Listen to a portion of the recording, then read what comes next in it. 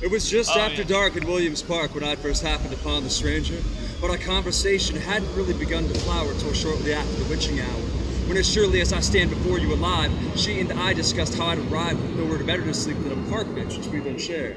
So I told her, earlier tonight, my dad and I had a fight. In the end, I was cast out of my home and into my freedom. But fuck him, I don't need him. Well, pardon me for interrupting, but I'd really like to ask you something. What exactly was the infraction that evoked in your father such a drastic reaction? Asked the stranger. Well, in the past few years, our conflicts have been constant and caustic. He's found pornographic magazines, pipes and screens, weed and beans, 2CB, GHB, LSD, diacetylmorphine, ketamine, methamphetamines, all these things he's seen. I've broken his rules like a billion times. But let me ask you, what's really my crime? Isn't my life mine to design and do whatever I think is fine? Why does he get to draw the lines that bind me? Because your father doesn't believe you're as wise as he. The stranger answered quietly. Exactly, he doesn't respect me. When I try to make him see I'm just as smart as he, the old fart just rejects me. He casts me out of my home and ejects me. Shh, kid, calm down. I like you, we're two of a kind. I told something similar to that pompous father of mine, said the stranger, smiling and fishing through her purse. Now what she drew forth widened my eyes in delighted surprise, for she held up a joint of considerable size and was like, kid, do you want to smoke up? You know, toke up? I have some cola too if you want to coke up. And don't worry about the price, all right? I sympathize with your plight. It's on me tonight.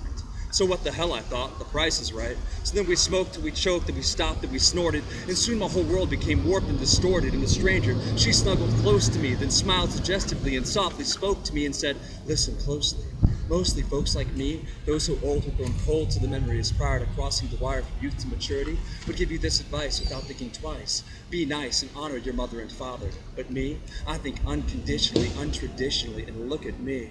So look at her I did, and I kid now, I doubt such fine features have ever been wrought in the medium of mere mortal flesh before. But you know what's weird? Her exact face escapes her recollection whenever I try to describe her. So just rest assured, her appearance allured, it could drive any man to desire. Her crimson dress just exaggerated her loveliness, spaghetti strap and exposed her back and snaked round her curves so tightly I was jealous of the fabric that was woven, which was sheer and shimmered like velour, and though I'd never seen its like before, I bet a yard cost more than I could ever afford. Strange, she was like the pagan child of wealth and taste, of style and grace. She left me mesmerized as I'd watch her chest fall and rise. Each breath pulling taut her dress over her breast like she's teasing me intentionally, with the possibility that eventually she may one time accidentally breathe too deeply and just cause herself to like burst free from my glazed and lusty eyes to see. Well, you look like you've done all right for yourself, I said as my eyes assessed her. In the theater of my mind's eye, I'd already undressed her, and through my nonchalant manner hoped to impress her. Yes, it's amazing where little pride will take you in this world. And upon those words, I first smelled her breath. It was like a million matches being struck in the back of a truck full of rotting meat, or the methane that bubbles up through the muck in the swamp southeast of New Orleans. Something sulfurous and unclean, so then I gagged and wheezed till my stomach seized and spilled its contents there between my knees. Now I saw the curve of a woman's hips with a stranger's fingertips, rubbing the base of my neck, letting me know the vomit still slathered my lips and hadn't eclipsed whatever it was about me that drew her interest in the first place. And desiring to leave the whole matter to rest, I thought it best, so when she started to speak again, it was just as well. In the beginning, she said, it was just myself, my father, and my 4 brothers, just us, no others. But then father had another, and my newest youngest brother became father's favorite. That little shit. To this day, I sow his doom and savor it. In fact, this incident, which I enlightened his wife and made right her life with strife, was my revenge for exile, which happened in a similar style to her own. I wouldn't kneel before the pompous bastard's throne, so from my home was quickly thrown. But as widely known, I didn't leave alone. 1/3 of my siblings fell like stones from father's graves when they bemoaned my unjust fate. And so in haste and prideful attitude began our eternal family feud. But that's neither here nor there. What I wanted to tell you is things are probably going to be hard for a while. I went decades without cracking a smile. The first neighborhood I moved into was hell. But I could always tell it was something grand my future held. And now look at me, I rest comfortably in the lap of luxury with great people in my company. Rather seldom a date that I don't wine or dine the heads of state or judges or dictators or oil tycoons or corporate raiders. And on and on and on the stranger trumpeted her glory.